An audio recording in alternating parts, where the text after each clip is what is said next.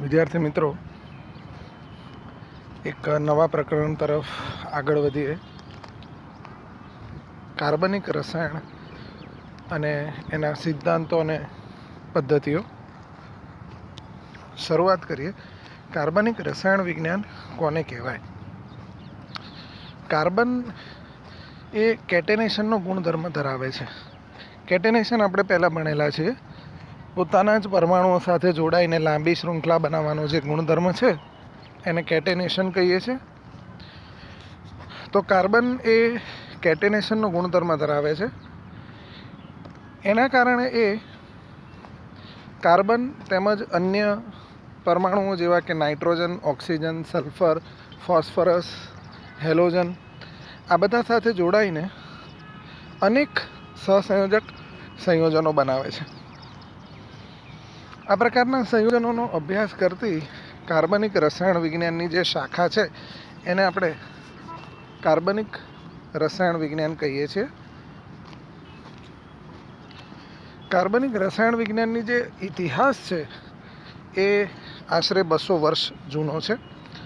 ઈસવીસન 1780ની આસપાસ રસાયણ વિજ્ઞાનીઓએ વનસ્પતિ અને પ્રાણીઓમાંથી મળતા કાર્બનિક પદાર્થો અને ખનિજો એટલે કે ખડકોમાંથી મળતા અકાર્બનિક પદાર્થોને વિભેદિત કરવાનું શરૂ કરેલું.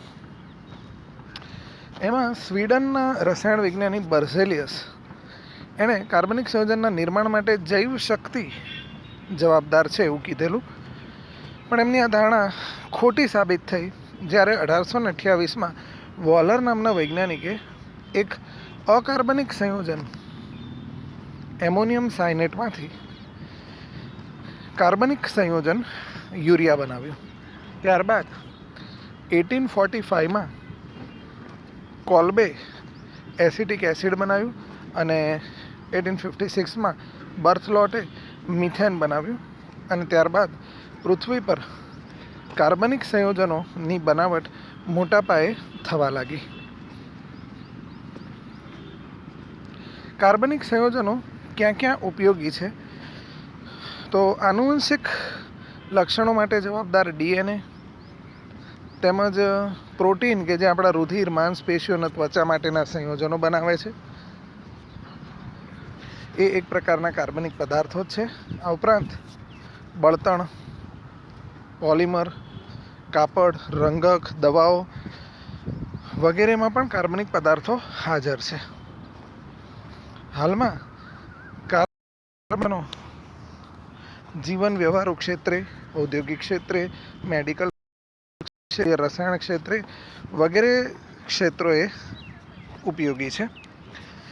ક્વેશ્ચન છે, કાર્બનની ચતુસંયોજકતા પુરવાર કરો. કાર્બનની ભૂમિ અવસ્થાની જે ઇલેક્ટ્રોન રચના છે એ 1s2, 2s2, 2px1, 2py1, 2pz0 છે. અને બાયતમ કક્ષામાં 4 ઇલેક્ટ્રોન છે. કાર્બનને નિષ્ક્રિય વાયુ જેવી ઇલેક્ટ્રોન રચના પ્રાપ્ત કરવા માટે 4 ઇલેક્ટ્રોન મેળવવા કે ગુમાવવા પડે. પણ એના માટે વધારે ઉષ્માની જરૂર છે એટલે એ શક્ય બનતું નથી. એટલે કાર્બન દ્વારા બીજા ઘટકો સાથે 4 ઇલેક્ટ્રોનની સહિયારી ભાગીદારી થઈને 4 સહસંયોજક બંધ બને છે. એટલે એમ કહી શકાય કે કાર્બનમાં ચતુસંયોજકતાનો ગુણ રહેલો છે. કાર્બનની ઉત્તેજિત અવસ્થાની ઇલેક્ટ્રોન રચના 1s2, 2s1, 2px1, 2py1, 2pz1 છે. એમાં 4 અયુગ્મિત ઇલેક્ટ્રોન છે એટલે એ બીજા ઘટક સાથે 4 ઇલેક્ટ્રોનની સહિયારી ભાગીદારી દ્વારા 4 સહસંયોજક બંધ બનાવે. એમાંનો એક બંધ કાર્બનની 2s કક્ષક દ્વારા અને 3 બંધ કાર્બનની 2p કક્ષકો દ્વારા બને. કાર્બનિક સંયોજનોમાં સંકરણને બંધ લંબાઈ તેમજ સંયોજનોના આકાર વચ્ચે શો સંબંધ છે સમજે. કાર્બનની ચતુસંયોજકતા તેમજ તેમાં બનતા સહસંયોજક બંને S અને P કક્ષકોના સંકરણના આધારે નીચે મુજબ સમજાવી શકાય.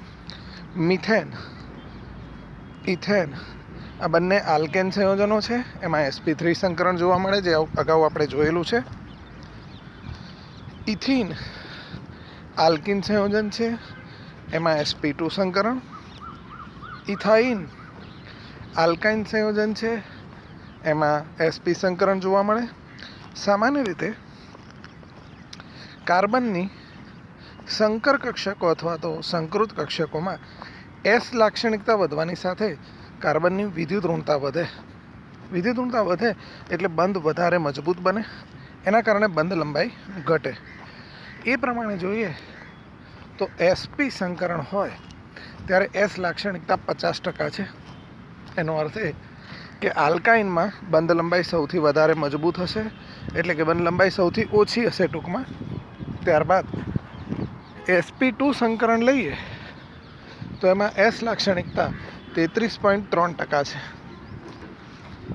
જ્યારે sp3 સંકરણમાં S લાક્ષણિકતા 25% છે, એટલે એમાં સૌથી ઓછી છે. તો આલ્કેનની બંધ લંબાઈ સૌથી વધારે હોવી જોઈએ. અમુક સંયોજનોમાં સિગ્મા અને પાઈબંધની સંખ્યા કેટલી છે એના પ્રશ્નો પૂછાય છે. તો હંમેશા ધ્યાન રાખો વિદ્યાર્થી મિત્રો, જ્યાં સિંગલ બંધ હશે, એકલ બંધ, ત્યાં બધા સિગ્મા બંધ હશે. એ પણ ધ્યાન રાખો કે હાઇડ્રોજન હંમેશા એકલ બંધ જ બનાવે, એટલે કે સિગ્મા બંધ જ બનાવે. જ્યાં દ્વિબંધ હશે ત્યાં એક સિગ્મા અને એક પાઈબંધ હશે, અને જ્યાં ત્રિબંધ હશે ત્યાં એક સિગ્મા અને બે પાઈબંધ હશે. કેટલાક ઉદાહરણો અહીંયા આપેલા છે, જોઈએ આપણે. સૌથી પહેલાં મિથેન, એમાં 4 CH સિગ્મા બંધ અને એક પણ પાઈબંધ નથી. ઇથેનમાં 1 કાર્બન કાર્બન સિગ્મા બંધ અને 6 કાર્બન હાઇડ્રોજન સિગ્મા બંધ, ટોટલ 7 સિગ્મા બંધ અને પાઈબંધ એક પણ નહીં. એ જ રીતે પ્રોપેનમાં પણ જોઈ શકાય. હવે એની નીચે પ્રોપ 1,3 ડાઇન,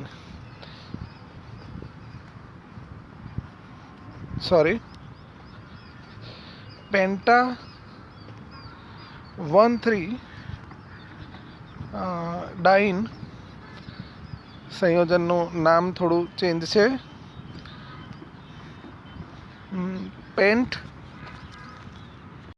નામ વિદ્યાર્થી મિત્રો આવી રીતે વાંચશો, પેન્ટ 2in4-in. પણ હજી તમને નામ IUPAC નામકરણ આવ્યા નથી, એટલે ખાલી બંધારણ પર નજર રાખો અને એ પ્રમાણે જુઓ તો ખ્યાલ આવશે.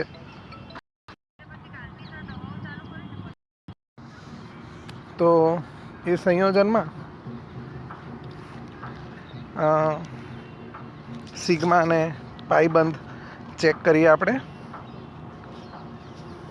આ સંયોજનમાં તો તમને ખ્યાલ આવે છે કે 4 કાર્બન કાર્બન સિગ્મા બંધ અને 6 કાર્બન હાઇડ્રોજન સિગ્મા બંધ, ટોટલ 10 સિગ્મા બંધ.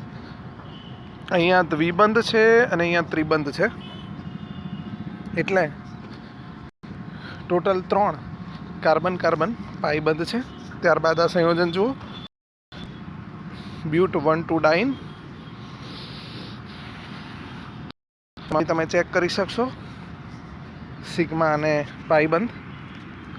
એનો સ્ક્રીનશોટ પણ લઈ લેશો વિદ્યાર્થી મિત્રો, એટલે અગાઉ આગળ તમે પ્રેક્ટિસ કરી શકો. બીજા અમુક સંયોજનો પણ છે, જેમ કે જોઈ લઈએ. બેન્ઝીન સ્ટ્રક્ચર સાથે ડ્રો કરેલું છે, તમે ચેક કરી લો.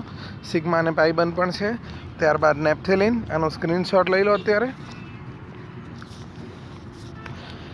ત્યારબાદ વધારે પ્રેક્ટિસ માટે એન્થ્રેસિન, નેપ્થાસિન, પેન્ટાસિન. દરેકમાં સિગ્મા અને પાઈબંધ તમારે પ્રેક્ટિસ કરવાની છે. સ્ક્રીનશોટ લઈ લેશો.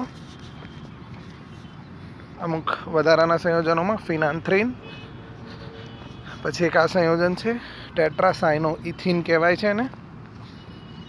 પછી એક આનો પણ સ્ક્રીનશોટ લઈ લેશો. બેન્ઝોઇક એસિડ ફોર્મ્યુલા સાથે બતાવ્યું છે. એના દરેક બંધને છૂટા કરીને આપણે બતાવેલા છે. તો એના સિગ્મા અને પાઈ બંધની સંખ્યા પણ લખેલી છે, તમે નોંધી લેશો, પછી પ્રેક્ટિસ કરશો. ત્યારબાદ નવો ટોપિક લઈએ, પાઈ બંધની લાક્ષણિકતાઓ. એવી બે પી કક્ષકો કે જે બંધમાં ભાગ ન લેતી હોય, એકબીજાને સમાંતર હોય તેમજ સમતલને લંબ હોય, એવી કક્ષકો જનરલી પાઈ બંધ રચે છે. ઇથિનમાં બે 2pz કક્ષકો વચ્ચે પાઈ બંધ બને છે. એ પાઈ બંધનું ઇલેક્ટ્રોન વાદળ બંધકારક પરમાણુના સમતલની ઉપર અને નીચે વિસ્તરેલું હોય છે. બહારથી દાખલ થતા પ્રક્રિયકને સરળતાથી ઇલેક્ટ્રોન એના કારણે મળી રહે છે. સામાન્ય રીતે જેમ અણુમાં બંધોની સંખ્યા વધુ, એમ પાઈ બંધના કારણે બહારથી દાખલ થતા પ્રક્રિયકને દાખલ થવાની શક્યતાઓ વધી જાય. અહીંયા ઇથિન બતાવેલો છે. ઇથિનમાં આપણે પ્રકરણ નંબર 4માં જોયું હતું એ પ્રમાણે બંધમાં ભાગ ન લે તેવી કક્ષકો 2pz જે સમતલની ઉપરની ઇલેક્ટ્રોન વાદળ રચે, જે બહારથી દાખલ થતા પ્રક્રિયકને દાખલ થવામાં સરળતા આપે. યાદ રાખીએ, પ્રત્યેક પરમાણુઓ વચ્ચેનો એકલ બંધ ઓલવેઝ સિગ્મા બંધ હોય. જો દ્વિબંધ હોય તો એક સિગ્મા અને એક પાઈ બંધ. જો ત્રિબંધ હોય તો એક સિગ્મા અને બે પાઈ બંધ. જો કાર્બનની ચારેય તરફ માત્ર સિગ્મા બંધ હોય તો કાર્બનનું સંકરણ sp3. કાર્બન એક સિગ્મા અને એક પાઈ હોય તો sp2. જો કાર્બન એક સિગ્મા અને બે પાઈ ધરાવતો હોય તો sp સંકરણ હોય.